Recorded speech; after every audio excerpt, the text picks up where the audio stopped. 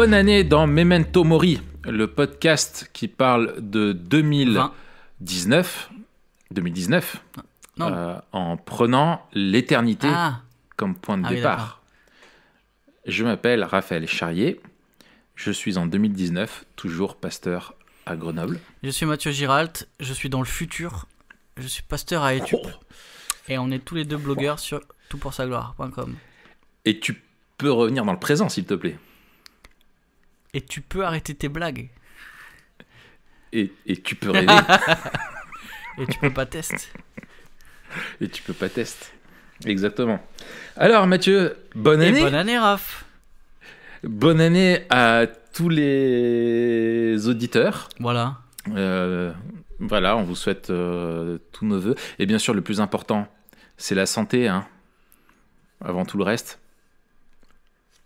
Non, je déconne. Mais on vous souhaite néanmoins une bonne santé parce que c'est important. C'est important, mais c'est pas le plus important, mais c'est important. Exactement. Voilà, c'est important quand même. Mais avant tout, on vous souhaite de vivre Memento Mori-ment. Ouais. D'une façon Memento Moriesque. Et voilà. Comment s'est passé ton réveillon, Raph?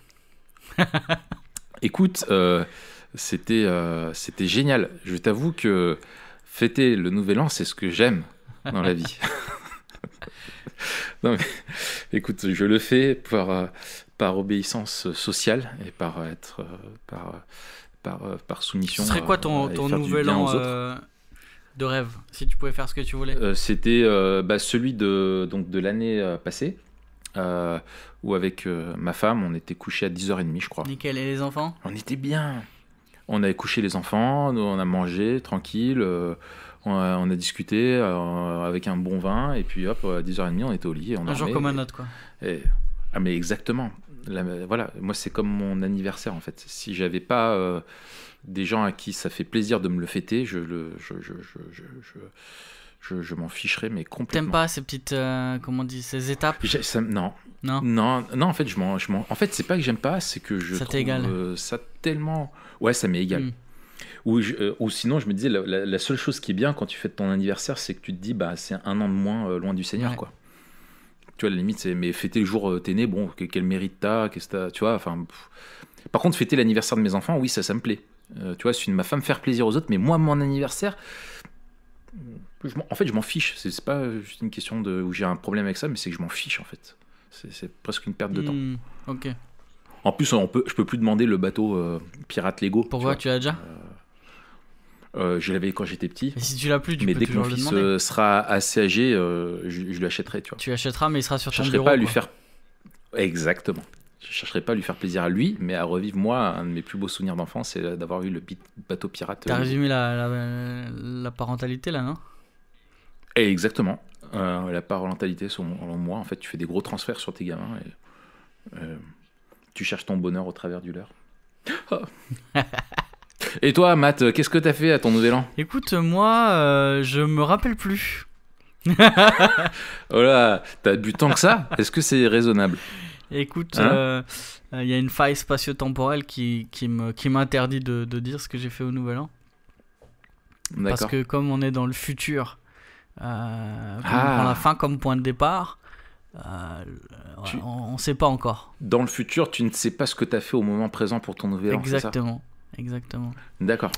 Donc en fait, tu as fait la même réponse que moi où je t'ai pas dit ce que j'avais fait au Nouvel An. Ouais, exactement, c'est ça.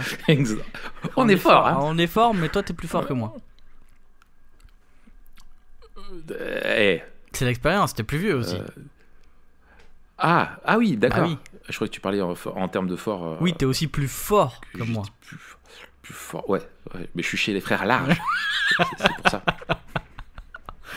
Ouais, moi, je suis à l'action biblique, je devrais être un peu fit, tu vois. Ouais, mais on voit qu'il y a de la biblique, mais pas trop d'action. Ah là là, détrompe-toi, je suis en train d'essayer un nouveau sport, là, ça m'a... Tu fais quoi? Je suis en train d'essayer le crossfit. Ah, purée, tu sais que c'est la violence, mon ami, j'ai eu des courbatures, c'est un truc de malade. Ouais, mais tu sais que si j'avais un meilleur dos et un emploi et plus d'heures dans la journée, franchement, c'est un truc, ça me rappelle les entraînements de l'armée. À l'armée, c'est ce que En tu fait, fais. je sais qu'ils ont adopté. L'armée a adopté des entraînements de CrossFit assez tôt, en fait. Après la création du CrossFit, je crois que c'est dans les années 70. Et assez tôt, l'armée l'a incorporé dans ses entraînements, ouais. Ouais. Bah écoute, ça m'étonne pas. Moi, quand j'étais à l'armée, c'était dans les années 2000. Et ben, ce qu'on faisait, nous, c'était ça. Tu sais, t'enchaînes les burpees, les courses, tu sautes des trucs, tu montes à la corde, tu descends, tu soulèves des haltères, des machins, tu te fais défoncer, tu vomis à la fin. Ouais, c'est ce qu'on faisait. Ouais, premier entraînement, là, j'ai pas anticipé, tu vois, j'ai pas mangé avant un petit truc, machin, je suis devenu blanc, j'ai dû m'asseoir et tout, j'étais pas bien. Oh, le bub tout fragile. Oh là. Mais en fait, t'as pas l'habitude des trucs avec une intensité pareille, t'sais. C'est ça. Et c'est la clé, c'est la haute intensité, et c'est ce qui te prépare en fait à tout. Ouais. C'est que tu fais pas juste des muscles, tu fais de la performance physique. Et si un jour il y a la fin du monde et que tu dois être un revivaliste, vaut mieux avoir fait du crossfit que de la muscu, tu vois. Absolument. Sauf que je pense que quand même t'as l'adrénaline qui va te donner des forces. Mais peut-être que ce sera plus évident si t'as fait du crossfit. Mais effectivement. Ouais, mais l'adrénaline, elle t'empêche pas de te faire une grosse entorse, tu vois.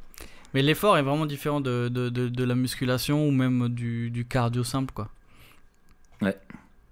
Pour moi, l'idéal, ça serait, si j'avais le temps, ça serait un jour CrossFit et la santé, un entraînement de CrossFit, et le lendemain, un entraînement technique, tu vois, genre boxe ou un truc comme ça, tu vois.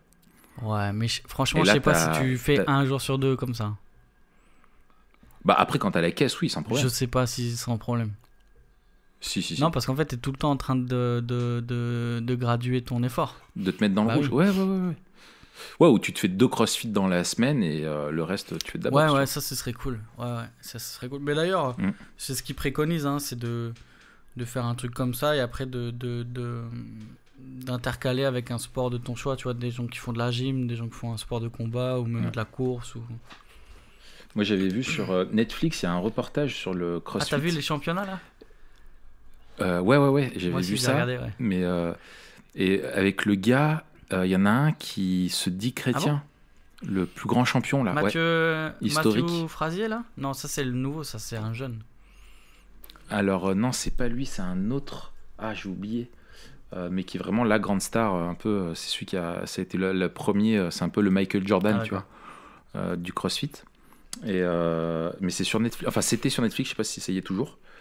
Et en fait, le mec c'était une machine. Et donc apparemment, il y a un reportage sur lui. Et pendant le reportage, il s'est converti. Ah ouais.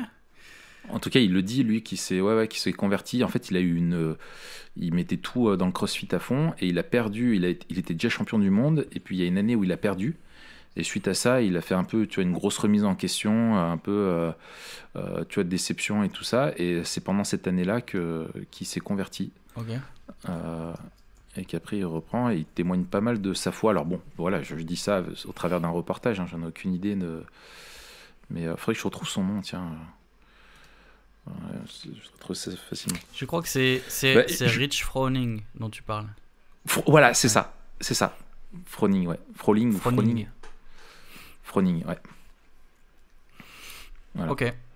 Donc, intéressant. Je vois qu'on est parti sur des bonnes bases. Ouais, on commence 2019. Vois, on se souhaitait avec une incision d'intro. C'est pas mal.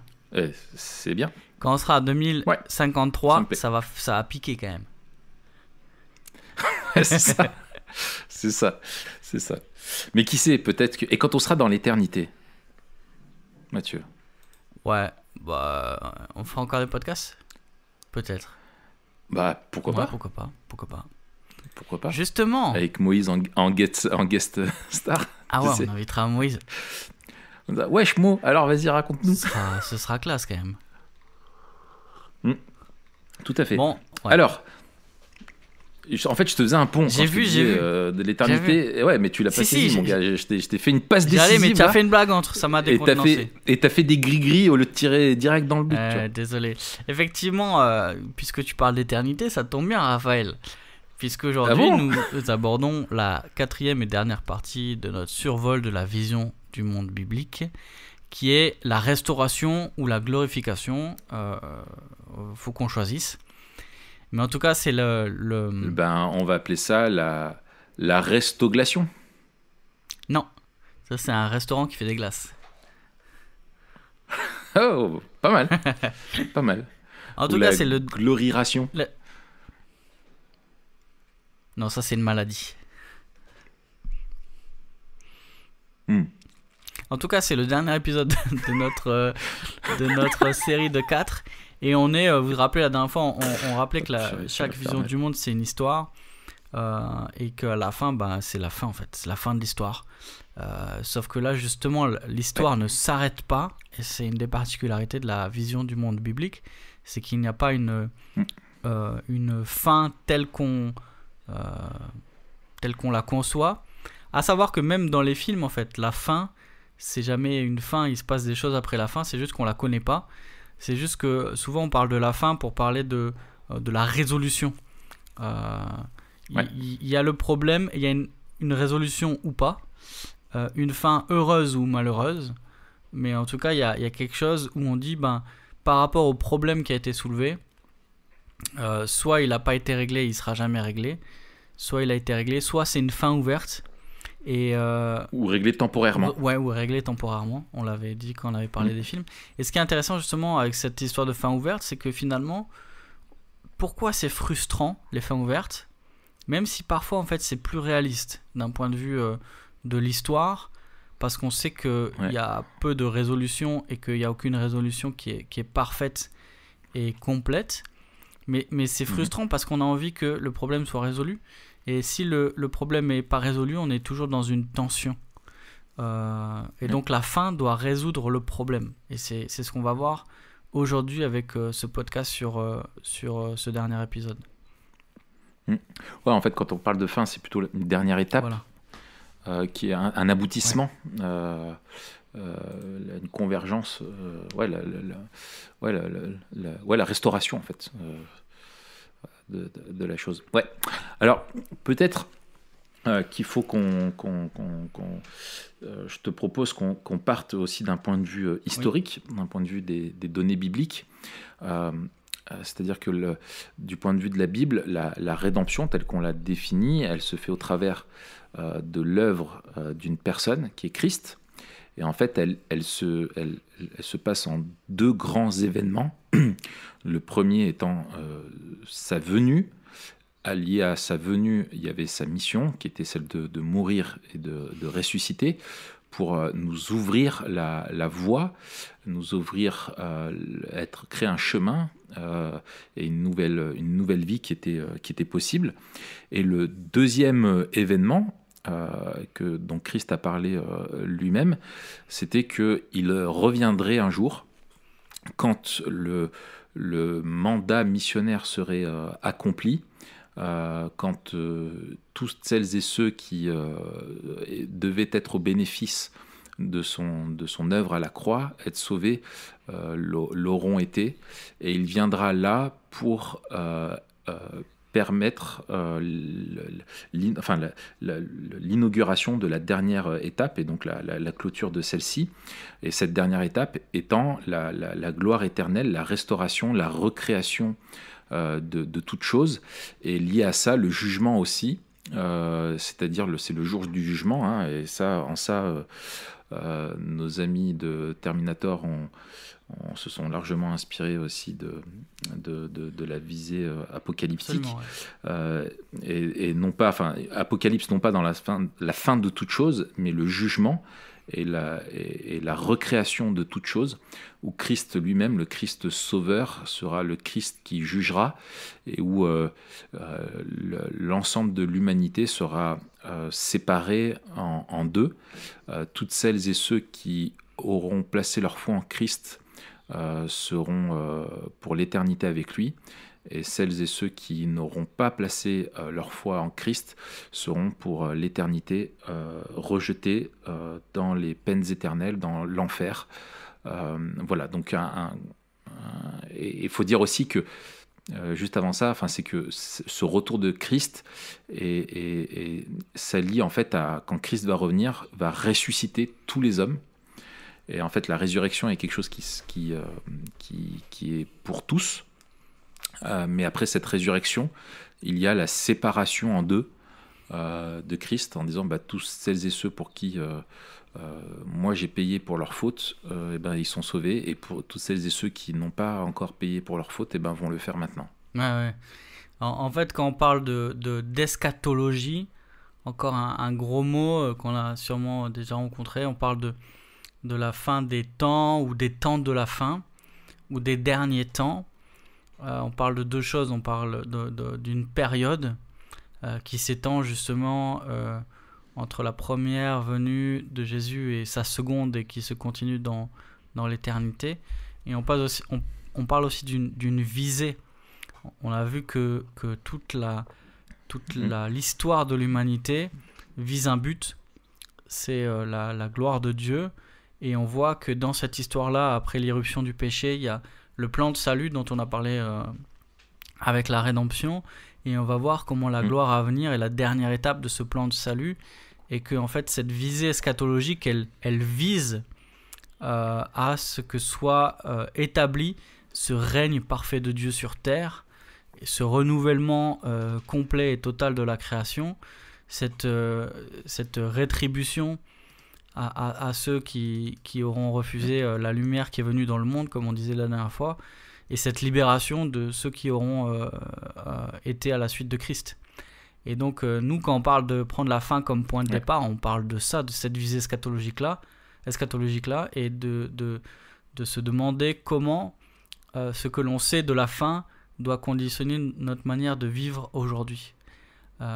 Mais aujourd'hui, on va d'abord parler plutôt des temps de la fin, ou des derniers temps, et c'est des temps dans lesquels on est déjà, en fait. C'est pas quelque chose de seulement futur, c'est déjà quelque chose de présent. Tout à fait. Là, tu rebondis. On n'a jamais été aussi proche de la fin. La fameuse blague. Ouais. Oui, je rebondis, tout à fait. En fait, ce qu'il faut comprendre, c'est que justement ce dernier épisode, souvent les théologiens, alors soit choisissent de le séparer en deux, comme nous on l'a fait. Je pense plus par souci de commodité et de ne pas faire un épisode qui dure 4h30. Soit le sépare en deux, soit le présente comme deux événements d'un seul, deux composantes d'un seul événement, c'est-à-dire en fait qui est très lié au royaume de Dieu, c'est-à-dire qu'il y a eu dès la chute, Dieu a promis qu'il rétablirait son règne sur la création, et puis quand Christ est venu, par son incarnation, sa vie et sa mort, il est venu, c'est le temps de l'inauguration de ce nouveau règne qui est là, et on va dire que ce règne-là s'étend et arrivera à sa perfection au deuxième événement dont on a parlé, c'est-à-dire à son retour, et là qui sera le règne définitif, complet. Et c'est cette tension dont on a déjà parlé la dernière fois, c'est que c'est ce qu'on appelle le déjà pas en forme. Je suis déjà pas en forme. Ça, c'est ce que tu as dit quand tu allais au CrossFit. Mais c'est le déjà pas encore. Donc, où en fait, Dieu règne déjà, mais ce règne n'est pas encore. Dieu ne déverse pas encore et ne nous fait pas vivre encore tous les bénéfices de ce règne-là. On est encore dans le temps de sa patience, où il attend que les hommes viennent aussi à lui, et il poursuit son plan-là.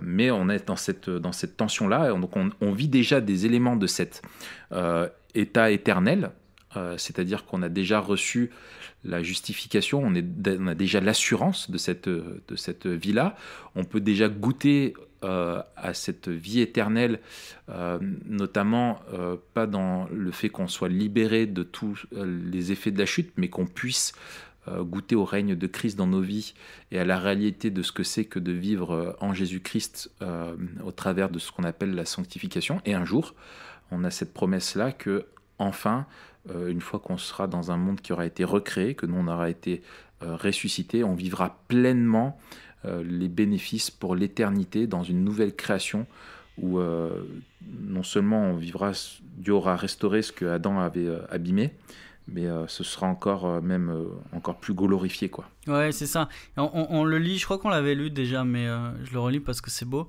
Dans Hébreux 2,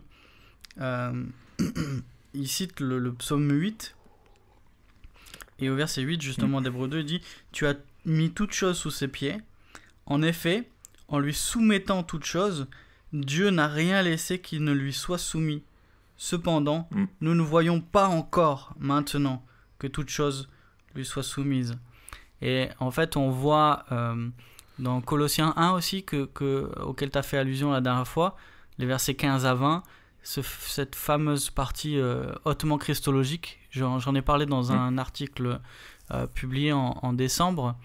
On voit dans la première partie Christ comme l'agent de la création, et ensuite Christ comme l'agent de la rédemption.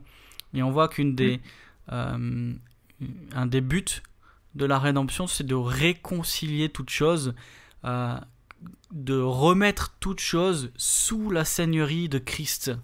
Et alors on voit que ça a déjà des implications dans la vie des Colossiens et dans notre vie, puisque le passage d'après, Paul parle de cette réconciliation, et parle aussi de cette réconciliation avec une visée future, puisqu'il dit que Christ, qu'on sera présenté devant Christ sans défaut et sans tâche, si on demeure dans la foi. Et donc il y a cette visée eschatologique de la réconciliation, cette réalité présente qu'on vit déjà dans cette réconciliation, mais cette visée aussi future où un jour on sera présenté devant lui et on sera débarrassé aussi, et toutes choses seront récapitulées en lui. C'est une vision qui est à la fois glorieuse, majestueuse, qui nous dépasse un peu, mais qui nous remplit aussi d'espérance. Parfois on est très encouragé par le déjà, et on est un peu découragé par le pas encore.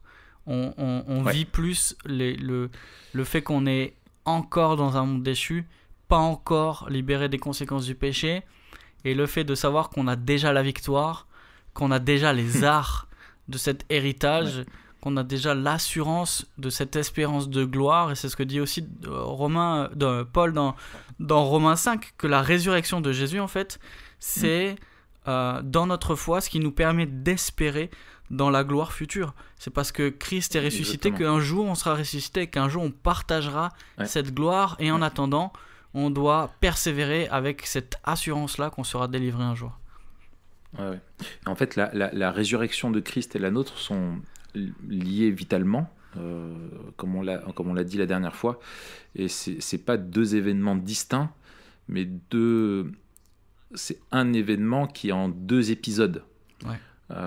C'est-à-dire qu'il y a un lien vital entre la résurrection de Christ, qui est le premier-né de la nouvelle création, et parce que lui est le premier-né, un jour nous on va y arriver. Ce lien-là est hyper important, et moi je pense que j'ai eu moi des gros problèmes de santé en 2015, et je sais que je bénis Dieu pour ça, parce que ça a complètement, en fait je suis devenu vraiment memento mori en 2015. Où en fait justement quand tu souffres physiquement pendant très longtemps, c'est là pour la première fois j'aspirais de tout mon cœur vraiment à la vie éternelle. Et j'ai réalisé ça, où tu vois justement ce texte de 1 Corinthiens 15, quand Paul parle de on a été semé corruptible, on ressuscitera incorruptible.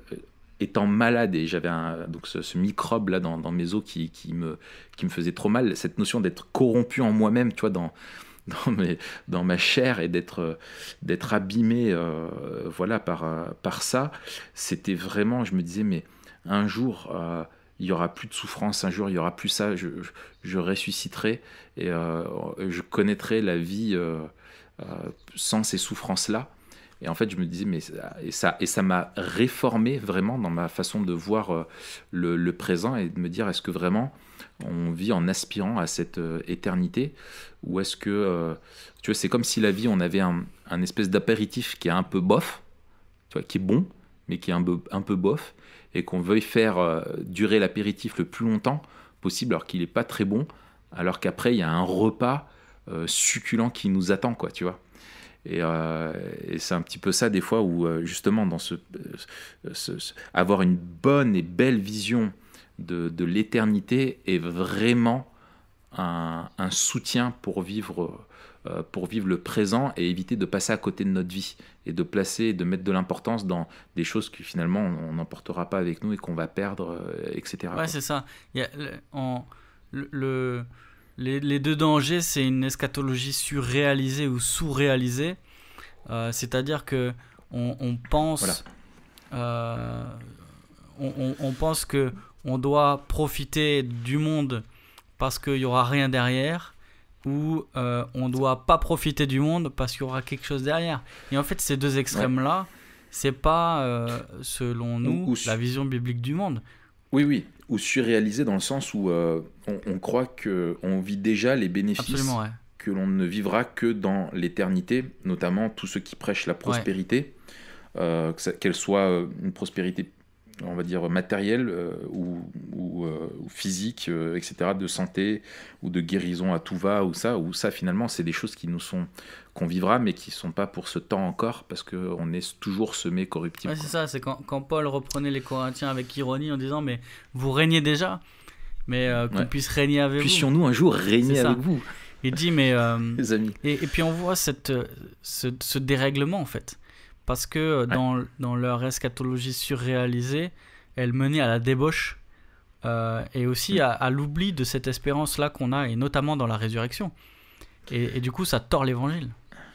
Ouais, et donc là, tu pointes un truc qui est hyper important, c'est que une bonne vision, en fait, la vision que tu as a une inflexion, j'allais dire, mais pourquoi je choisis des mots difficiles, a une incidence, des conséquences sur ta façon de vivre, sur une conséquence, absolument, tout simplement, sur ta façon de vivre. Et ça, c'est hyper important, et c'est tout notre propos dans Memento Mori, c'est de prendre, de vivre le présent en prenant la fin comme point de départ, comme on est dans une histoire, et pas juste dans des concepts, mais qu'on a un Dieu qui a tout créé, l'homme qui a tout cassé, et Dieu qui vient restaurer tout ça en Christ et qui nous destine à vivre cette réconciliation éternelle dans une nouvelle création. Et ben, c'est hyper important de savoir ce pourquoi on est sauvé, ce pourquoi on est créé, et vers quoi va notre vie. Et ça, c'est mortel. C'est mort. Le jeu de mots pourri. Non, c'est vrai. Oubliez ça, avoir une eschatologie pétée. Et d'ailleurs, on le voit dans... T'en reviens pas, quoi. Tu te fais rire. Moi, je ferai un one-man show avec moi-même. Tu serais à la fois l'artiste et le public. Voilà, juge et parti. Excellent. Bon, non, je disais juste, tu vois, dans la première épître de Pierre, on a ce que certains commentateurs ont appelé un scepticisme, comment on dit ? Scepticisme. Eschatologique, où en fait les faux docteurs disaient mais il va pas revenir juger. Non, c'est dans 2 Pierre, pardon. Il va pas revenir juger. Dieu reviendra pas juger. Il est en train de dormir. Voilà. Donc on fait ce qu'on veut. Et en fait, on voit que sans l'aune, la vision du jugement de Dieu, l'homme fait ce qu'il veut en fait. S'il n'y a pas de jugement, on n'a qu'à faire ce qu'on veut. Exactement. Et c'est pour ça en fait que on aime beaucoup cette vision de l'Ecclésiaste, où l'Ecclésiaste, le cadre de l'Ecclésiaste, c'est la futilité de la vie dans le monde. Mais à l'intérieur de ce cadre-là, il y a le fait de profiter de ce que Dieu a fait qui est bon, en sachant que c'est futile, mais que c'est bon, avec la visée du jugement. Et donc la perspective nous aide à apprécier les choses à leur juste valeur, pas à déprécier le monde parce qu'il a été créé par Dieu, donc il est bon, et pas non plus à faire du monde tout ce qu'il nous reste parce qu'il a été entaché par le péché et on sera délivré un jour de ça. Donc notre eschatologie, elle est profondément pratique, et c'est pour ça que on fait ce podcast en fait. Ouais, tout à fait. Ouais, sinon ça vaudrait pas la peine, on perdrait notre temps. Exactement. Donc ce monde, tu l'as dit tout à l'heure, c'est une nouvelle création. Et là, on voit on voit la beauté aussi de la vision biblique du monde. Ouais. Puisqu'on passe de la création au début à la nouvelle création à la fin. Ouais. Et là, il faut enfoncer le clou.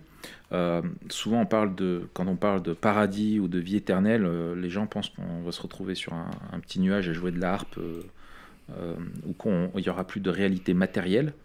En fait, Dieu parle bien d'une nouvelle création. Ouais. C'est-à-dire que quand Christ va revenir, il va ressusciter tous les hommes. Il va rejeter ceux qui ne se seront pas repentis, parce que Dieu est juste, on va en parler un petit peu plus tard du jugement de Dieu, et les autres seront placés dans une recréation. C'est-à-dire que les textes, l'Apocalypse notamment, nous dit que voilà, et Pierre en parle aussi, que la création passera par le feu de la purification.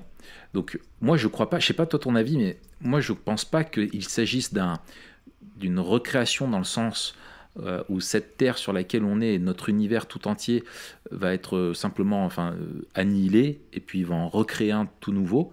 Mais je pense plutôt à une recréation, c'est-à-dire une reformation de celui-ci, c'est-à-dire une purification de celui-ci. Ouais, il me semble aussi que c'est plutôt l'accent des textes bibliques qui parlent d'un renouvellement, d'une recréation. Voilà. Et comme le parallèle un peu avec le déluge, de cette universalité du jugement, où là tu as c'était la même création, quoi, tu vois, c'était un départ nouveau, mais toujours sur la... Ouais, c'est ça. À la fois, mais on en parlera on en parle maintenant. Il y a à la fois il me semble, une grande continuité et une radicale discontinuité. Certains parlent de rupture. On a alors les descriptions du monde à venir sont un peu délicates à interpréter, puisque dans le langage prophétique, il s'agit de description d'un présent idéalisé, un peu à la même façon, et j'ai un article que je veux écrire sur le même thème, mais je balance le plot ici. C'est un peu pareil que dans Retour vers le futur. En fait, si tu regardes Retour vers le futur, tu regardes la manière dont est décrit le futur, et c'est une espèce de présent augmenté. C'est-à-dire que... À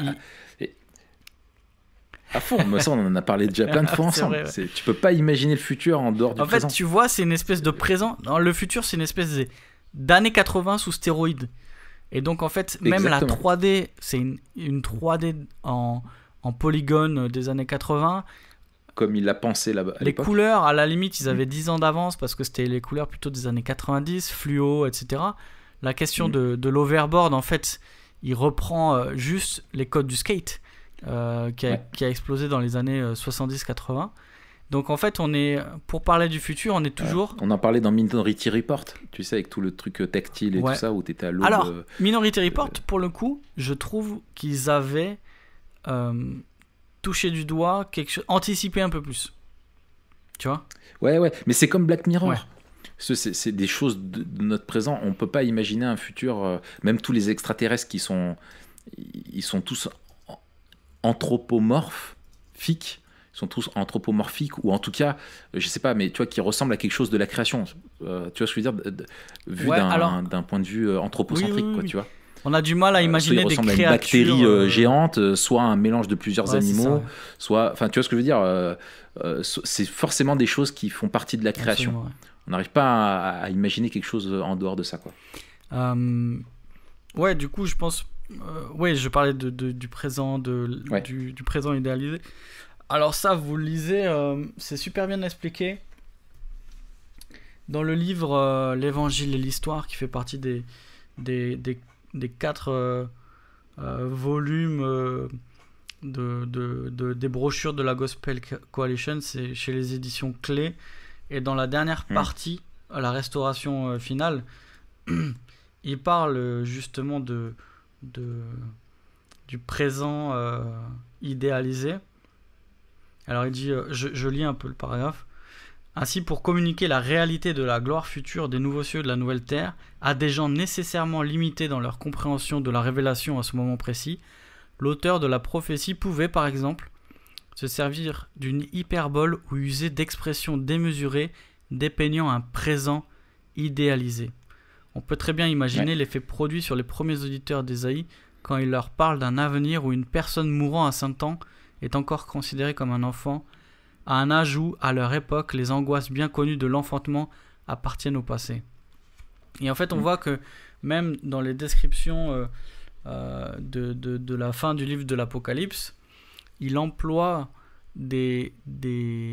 alors il cite abondamment l'Ancien Testament et il emploie aussi des images théologiques qui nous disent plus sur la réalité que l'on vivra que sur une vision de la réalité elle-même. Par exemple, quand on voit ce tabernacle descendre, cette ville qui est un cube, qui est en même temps le temple, mais en même temps Dieu lui-même, et en même temps le Saint des Saints dans le tabernacle, la présence de Dieu, on comprend en fait... Et qui est au milieu de tout, alors qu'avant c'est l'arbre qui est au milieu. C'est ça. Voilà, c'est des images... On comprend que Dieu vient habiter sur la terre, et que la présence de Dieu, elle est symbolisée ici par le tabernacle, mais il n'y aura pas de ville de, je ne sais plus combien c'est, de kilomètres de côté ou de hauteur. Donc c'est pour ça que les visions... Et ça le dispensationalisme a fait du mal quand même là-dessus, sur la vision eschatologique. Oui, parce qu'on a confondu une lecture littérale avec une lecture naturelle.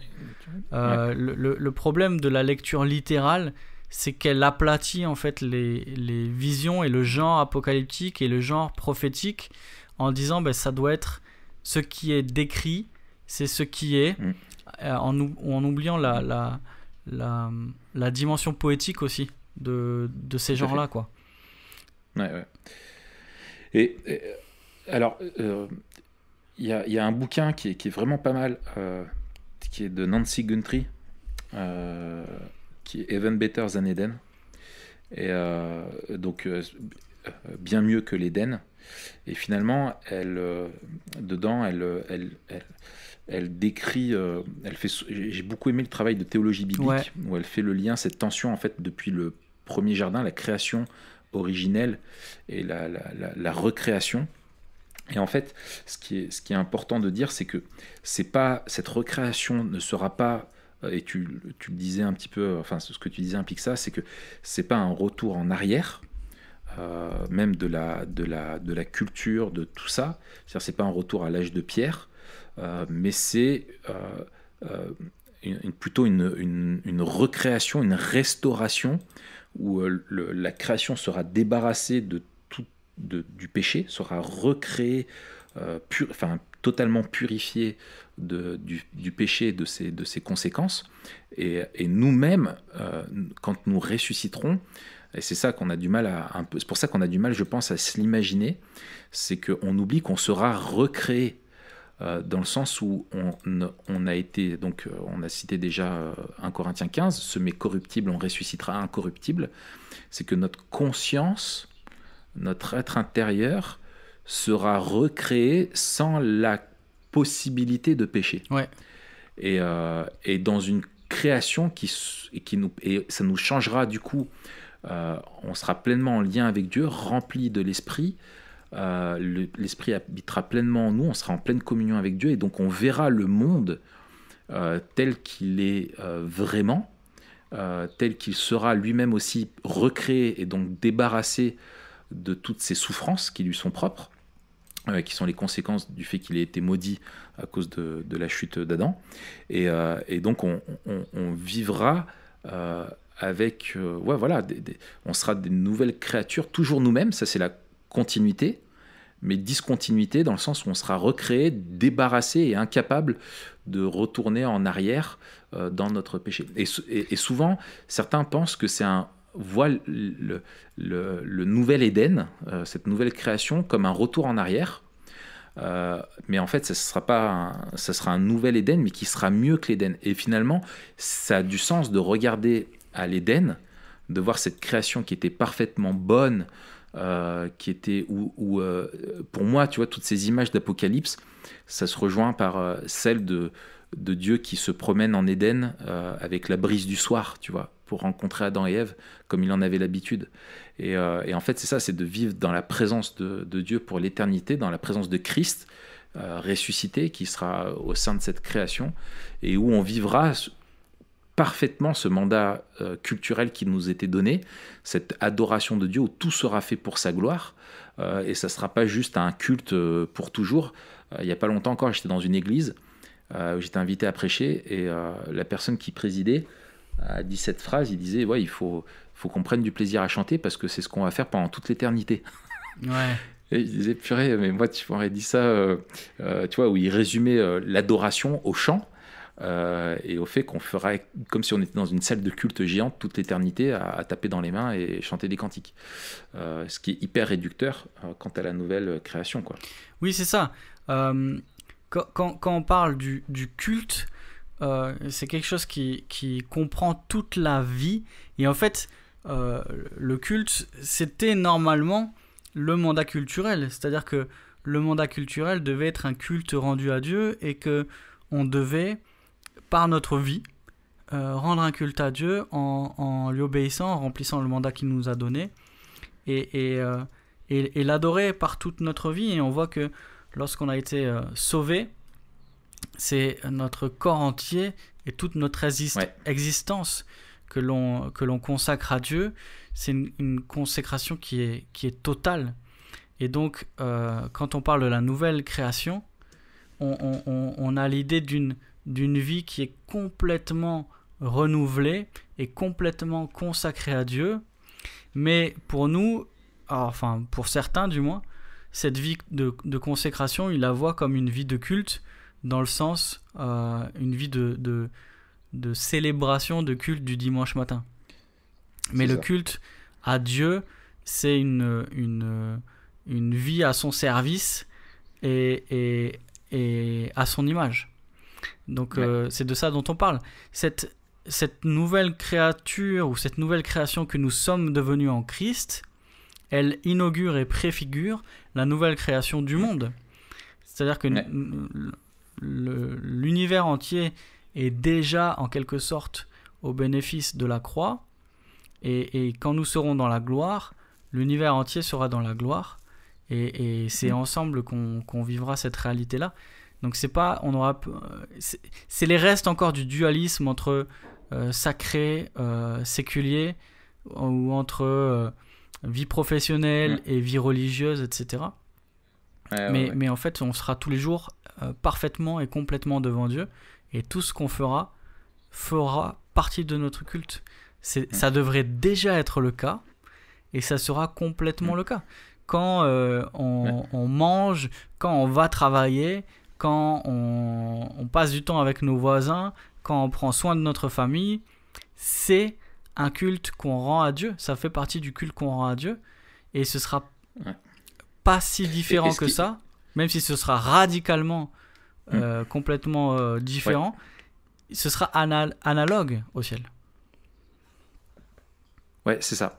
Et je trouve que là encore, dans notre vision du monde, il y a d'avoir cette vision-là de l'éternité, tu vois, et de la vie éternelle, pas juste de l'éternité, mais de la vie éternelle, dans une vie éternelle qui est matérielle aussi, et émotionnelle et tout ça, et dans la présence de Dieu, enfin la vie telle qu'elle est, dans sa totalité, qui sera complètement nouvelle. Je trouve que c'est génial parce que on vit dans des temps difficiles, selon où l'on est, et notre parcours personnel et comment va notre pays, et on vit aussi avec beaucoup de frustration et de choses qu'on sait qu'on ne peut pas faire parce qu'on n'en a pas le temps, parce que on voudrait pouvoir profiter de plein de choses, mais à cause du péché et de ses conséquences, beaucoup de nos libertés, nos possibilités d'interaction avec la création sont limitées. Et en fait, dans l'éternité, ça ne sera plus le cas. Et c'est ça qui est énorme, c'est que, tu vois, je disais à Marion, pour rigoler, je disais, je crois qu'un métier que j'aimerais, tu vois, dans la vie éternelle, je me dis, tu te rends compte, on vivra pendant toute l'éternité, on pourra continuer à apprendre à connaître Dieu, apprendre à mieux comprendre la création, à la développer, à vivre dans cette présence-là, et à avoir la terre comme un terrain de jeu immense, tu vois, et un terrain d'expérience immense, tout en étant et je disais, mais moi ce que j'aimerais, c'est apprendre à construire des chalets tu vois, et construire des chalets dans la forêt, tu sais, au bord d'un lac et tout, un super beau chalet, c'est tout en bois. Tu vois, un truc super cool. Et puis après, je sais que bon, j'aurais peut-être jamais le temps de passer mon permis moto, mais j'aimerais apprendre à pouvoir conduire, tu vois, une moto. Et puis tu sais, je commençais à égrener tous les trucs que je voudrais faire comme ça, que j'ai pas le temps de faire ici-bas. Est-ce que tu es en train de me dire, cool, Raph, mais que tu es tellement un mec productif que tu te fais ta to-do list pour l'éternité? C'est ça. Ah là là, le mec il décroche jamais, tu sais. Bon alors Seigneur, j'ai fait une liste de ce que je voudrais faire, hein. Voilà ce que j'ai prévu. Qu'est-ce que t'en penses? Voilà. Je vais passer un millénaire là-dessus, et puis 500 ans là-dessus. Non, mais tu vois, apprendre à jouer de la musique, apprendre à faire plein de choses, tu vois, pour être de plus en plus à l'image de Dieu et de faire tout ça pour sa gloire. Apprendre à chanter juste, ça va te prendre l'éternité peut-être. Ouais, et attends, et alors, une question. Est-ce que la chute implique la chute des cheveux? Est-ce que la glorification impliquerait qu'on recouvrira notre chevelure dans l'éternité? Est-ce qu'il y aura des chauves? Eh ben, je pense que peut-être tout le monde sera chauve. Ah oui, en fait, il n'y aura ni chauve, ni chevelu, ni homme, ni femme. Voilà. On aura tous d'accord, pas de cheveux et des barbes. Énorme. Ouais, c'est possible. Non, trêve de plaisanterie. Mais je te suis complètement dans cette visée-là. On oublie. Ben, j'ai une to-do list pour toi aussi. Vas-y. Ouais, tu me construiras une moto, tu me construiras des outils, j'aimerais bien. tu me construiras, tu laveras mes chaussures. Ça, je le ferai, je peux même le faire maintenant. Par contre, le reste, faudra que j'apprenne et ça prendra du temps. Mais non, clairement, moi. Je t'enseignerai. Je veux bien que tu sois mon disciple. Ouais, on se fera des. Est-ce que le whisky, ça existera toujours? Est-ce qu'on pourra se faire la route des whisky? Bah, il y aura la route du vin. Ça, c'est sûr. Ouais. Puisqu'on boira avec le Seigneur. Mais le Dijon, ce sera quoi au festin de l'agneau? Oh, il y aura du vin. Ça sera... et mon petit doigt me dit que ce sera un Bordeaux. Ah, ce sera un Haut-Médoc. Un Haut-Médoc, ouais. Oh là là, ça va être bon. Ou un Romanée Conti, ou un truc comme ça. Mais en tout cas, mais c'est ça qui est beau. En fait, tu vois, pareil, le fait que Christ ait promis à ses disciples de partager le repas de la Pâque, le repas des noces, et que justement les images de cette vie éternelle soient aussi, par exemple, l'image d'une noce, tu vois, qui était vraiment une fête de joie, et une fête symbolique d'une alliance. C'est génial, parce que Christ nous parle d'une vie en même temps qui sera matérielle, en même temps culturelle, parce que le vin est un élément culturel, bien sûr, et en même temps une vie de réjouissance, de joie et de fête. Et en fait, moi je trouve ça génial, et ça m'aide à supporter les frustrations et les déceptions, et le fait que ici-bas, des fois, tu sais, après avoir fait tant d'efforts, t'aspires à avoir un temps de repos, tu vois, t'aspires à la joie, à la réjouissance, et puis les moments où ça devrait être, où t'attends ça, et ben finalement tu peux pas le vivre pour X ou Y raison, et de se dire, mais ok, bon bah Seigneur, c'est pas maintenant, mais de toute façon je sais qu'un jour on le vivra pour l'éternité, et ça c'est ça qui me réjouit, quoi, et qui m'aide à encaisser aussi les frustrations d'ici. Ouais, c'est clair. Mais c'est super, on est à 50 minutes, on fait juste les 2 premiers points. Ah, c'est bien, il nous en reste 8, c'est ça? Non, mais on a pas mal anticipé, donc en fait on va faire les ponts. On a parlé de la résurrection physique et matérielle, on en a parlé, et dans cette solidarité-là aussi de la création, c'est rappeler que tu parlais tout à l'heure de gens qui anticipent le ciel comme étant un état perpétuel d'existence un peu éthéré sur un nuage à jouer de la harpe. Ouais, immatériel. Et ils oublient que l'homme a été créé pour vivre sur Terre. On n'a pas été créé pour être des esprits, on a été créé des corps sur Terre. Et donc, dans cette image de gloire future, on a cette réalité que on sera ressuscité avec des corps physiques. Des corps physiques, il en parle dans 1 Corinthiens 15. La plus belle des preuves, c'est que notre Seigneur lui aussi a un corps physique, Ouais. bien qu'il soit glorieux, l'éternité. il est un corps physique, et que ce corps-là, il vivra dans un monde physique. Et donc ça, c'est important de rappeler cette correspondance entre la résurrection des corps et le renouvellement de la création. Ouais. L'autre pendant, peut-être pour avancer, l'autre chose qui est hyper importante dans l'eschatologie, on en a déjà parlé rapidement, c'est la question du jugement de Dieu. Donc les Écritures nous en déplaisent parfois, nous parlent vraiment, et on a parfois du mal, c'est vrai, il faut l'avouer, à intellectuellement, émotionnellement concilier l'amour de Dieu avec un enseignement d'un Dieu qui est un Dieu d'amour, mais qui condamne certaines personnes qui l'auront rejeté à souffrir pour l'éternité en enfer. Bon, c'est quelque chose qui trouble, moi, qui m'a troublé, mais qui doit être regardé au travers du prisme non seulement de qui est Dieu et de sa justice, et en fait ça nous révèle à quel point sa colère, ça nous révèle sa détermination à détruire le mal, et à quel point le péché est quelque chose qui est abject, et que nous, notre compréhension du péché et de son horreur est très limitée, quoi.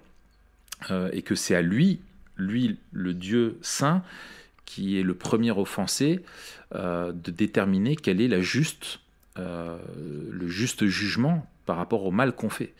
Et si Dieu est bon et il est parfait, il est juste, alors l'enfer est juste pour celles et ceux qui lui ont fait une offense, quoi. Et en fait, c'est ce qui rend d'autant plus, moi je trouve, l'œuvre de la croix si belle, c'est que malgré ce qu'on a fait, Christ est venu payer à notre place sur la croix, pour payer cette dette qui est en fait une dette qu'on ne peut pas rembourser, qui mériterait d'être payée pour l'éternité dans la souffrance. Et en fait, ça glorifie d'autant plus la croix. Et dans notre vie quotidienne, je trouve que c'est un rôle hyper important, parce que ça nous rappelle la gravité du péché. Et quand on vit ici-bas et qu'on est tenté, il faut se rappeler ce que ça nous aurait coûté si Christ ne nous avait pas fait grâce. Et ça nous rappelle aussi que en fait, on est dans un monde qui est injuste, où même les psalmistes s'interrogent parfois en disant: mais comment ça se fait que celui qui vit en craignant Dieu souffre, et que le méchant, celui qui vit sans craindre Dieu, puisse même prospérer dans sa vie, et avoir une vie qui soit paisible tout le temps. Et en fait, l'enfer nous assure qu'il y a une justice et qu'il n'y a aucun péché qui ne sera pas payé. Et ça nous rappelle, on le disait, c'est dans Romains où Paul parle plusieurs fois de la patience de Dieu, qu'on est dans le temps de sa patience, où il patiente encore avant ce jugement final, mais que ce jugement aura bel et bien lieu, et que s'il patiente, c'est pour nous donner l'opportunité de nous tourner vers lui, mais qu'il y aura une vraie justice. Et ça, tous, on a une soif de justice. On a une vraie soif de justice, et elle sera étanchée. Elle sera étanchée à cause de ce que Christ a fait sur la croix. Elle peut l'être. Autant dans le fait d'être pardonné, autant dans le fait de voir celui qui a fait le mal étant condamné. Et Dieu se glorifie autant en nous sauvant qu'en jugeant, quoi. Ouais, c'est ça. Et puis, c'est Jésus qui a le plus parlé de l'enfer, des peines éternelles. Et à chaque fois, il y a deux grandes directions qui sont prises dans le Nouveau Testament. D'une part, cet horizon du jugement dernier doit rassurer les chrétiens, comme tu l'as dit, que les méchants seront jugés, les pousser en fait à prêcher aussi la repentance. On le voit dans Acte 17 avec Paul qui dit il a ressuscité celui qui viendra juger, il appelle tous les hommes à se repentir. On voit que ça incite les chrétiens aussi à vivre une vie de vigilance et de diligence, une vie où on doit veiller sur notre sainteté parce que notre maître revient. Et cette urgence eschatologique elle doit à la fois nous inviter à appeler tous les hommes à la repentance et nous inviter aussi à vivre une vie de sainteté qui reflète ce que Dieu veut. Et puis, elle doit aussi nous rappeler, nous rassurer sur le fait que Dieu n'est pas sourd aux cris des siens, il n'est pas insensible à leurs pleurs, et qu'il nous demande de patienter, mais qu'un jour, comme tu l'as dit, il fera justice.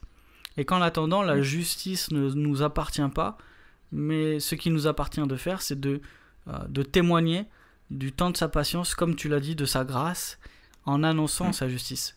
Et l'enfer, c'est quelque chose qui doit nous rassurer quand on est opprimé, mais aussi dont on doit parler avec larmes et terreur.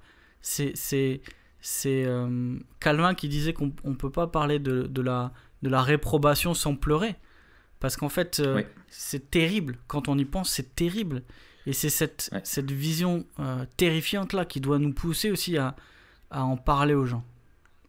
Ouais, il y a une urgence. Exactement, qui est liée à ça, et c'est vraiment en fait ce qu'on oublie, c'est que l'enfer est, malheureusement on oublie que même dans notre quotidien, et je parle de moi le premier, j'oublie que l'enfer est aussi réel que le micro dans lequel je suis en train de parler, et que toi qui a étude, quoi. Tu vois, c'est une vraie réalité, et si on l'oublie, ça peut nous rendre extrêmement laxistes, non seulement dans notre compréhension de l'évangile, où finalement, j'aime bien cette expression qui est assez connue, qui dit que Jésus sur la croix a subi notre condamnation qu'on méritait, et donc d'une certaine manière il a vécu l'enfer à notre place, où il a expérimenté le rejet de Dieu, le silence de Dieu, et la colère de Dieu à notre place, et finalement de se dire que lui qui était le seul qui ne le mérite pas, l'a vécu, a connu cette séparation là à ma place, et quelque chose qui non seulement me donne une nouvelle identité et qui me fait que je peux plus poursuivre le même but qu'avant, mais qui doit me pousser aussi à dire je veux pas que continuer à vivre comme ça, et que Christ soit mort pour les péchés que je vais choisir de commettre, quoi.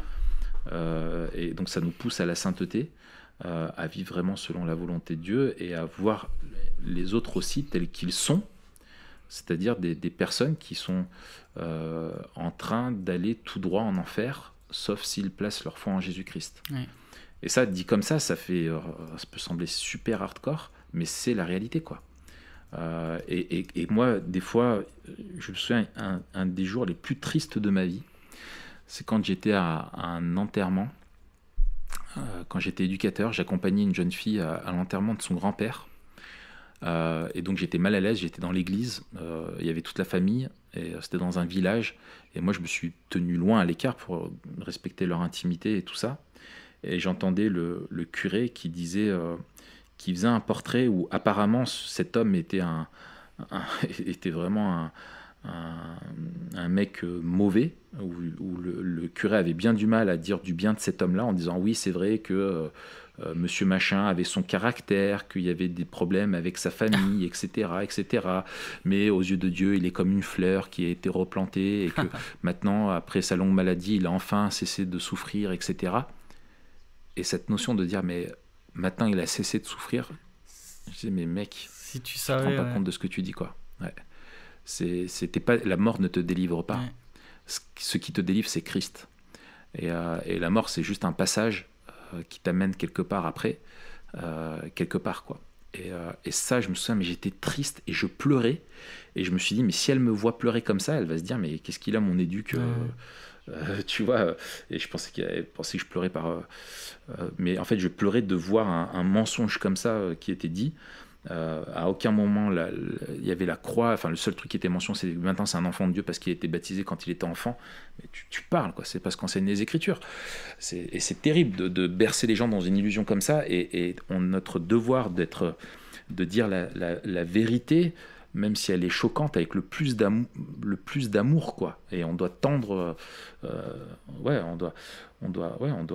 C'est Spurgeon qui disait, si les gens doivent aller en enfer, qu'ils y aillent avec nos traces de dents sur leurs mollets. Qu'ils me marchent d'abord sur le corps. Ouais, voilà, ouais, tu vois, l'image est ça, quoi. On doit tout faire pour prévenir les autres, quoi. Ouais, absolument. Et puis je te propose de finir avec cette vision du paradis. On a déjà parlé de la nouvelle création, mais cette vision du paradis qui est définie par la présence de Dieu. Et j'ai sorti un article il n'y a pas longtemps, La question qui change tout. On le mettra en lien. Mais la question qui change tout, c'était une question de John Piper qui demandait en fait, est-ce que tu voudrais aller au paradis si Christ n'y était pas? Et ça m'a marqué parce que je me suis dit, alors d'abord pour moi, et ensuite il donne quelques indications au prédicateur en disant, mais est-ce qu'on prêche en fait l'espérance chrétienne comme Christ lui-même? En fait, c'est Christ notre espérance, c'est lui qu'on attend. Et c'est lui qui fait notre joie et qui fera notre joie éternellement. C'est pas le fait de retrouver nos amis, nos parents chrétiens. C'est pas le fait d'être débarrassé des maladies, des conséquences du péché. C'est le fait d'être auprès de Dieu. Et c'est ça qui fait notre joie. Ouais. Notre joie, c'est pas ce que Dieu nous donne, c'est Dieu lui-même. Et c'est ça. Vas-y. Et je sais plus qui disait ça. Si Dieu nous offrait le paradis, mais que Christ n'y était pas présent, est-ce qu'on en voudrait? Mais c'est ça, en fait, c'est ce que je dis. C'est l'article dont je parle, là, de Piper. C'est Piper qui dit ça? C'était dans son livre God is the Gospel. Ok. Et je trouve que c'est la question qui relie... Comme la dernière fois, on a parlé de ne pas séparer le salut du Sauveur. Là, on ne doit pas séparer la nouvelle création du Créateur. Et ce qui fait la beauté, ce qui fait la force de notre espérance, c'est Dieu. Et encore une fois, il faut se garder de ne pas, de ne pas envisager les choses sous notre angle. Et de se rappeler en fait que tout est centré sur Dieu.